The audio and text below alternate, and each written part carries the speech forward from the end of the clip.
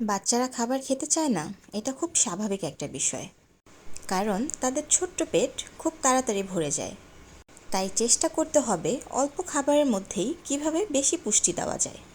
Share করছি সহজ, নরম এবং পুষ্টিকর একটি রেসিপি। প্রথমে সাবুদানা ভালো মতো ধুয়ে কিছুক্ষণ ভিজিয়ে রাখুন। এদিকে আমি নিয়ে নিয়েছি 2টি খেজুর। খেজুর পানিতে ভিজিয়ে ম্যাশ করে ছেঁকে নিয়েছি। নিয়েছি গ্রেট করা গাজর, যা এই রেসিপিতে দিবে প্রাকৃতিক মিষ্টি স্বাদ আর বাড়তি পুষ্টি। এবার আমি একটি প্যানে দিয়ে দিব 1 চা চামচ ঘি অথবা বাটার। এর মধ্যে দেব একটি এলাচ আর তেজপাতা। হালকা ভেজে নিন, এতে সুঘ্রাণ আসবে। তারপর দিয়ে দিব গ্রেট করে রাখা গাজর। কিছুক্ষণ নেড়ে চেড়ে একটু ভেজে নিব। এখন দিয়ে দিব ভিজিয়ে রাখা সাবুদানা এবং পরিমাণ মতো পানি। মাঝারি আঁচে রান্না করুন যতক্ষণ না সাবুদানা নরম ও স্বচ্ছ হয়ে আসে।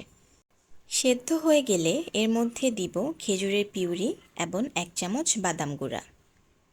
সব কিছু ভালোভাবে মিশিয়ে ঘন হওয়া পর্যন্ত রান্না করুন।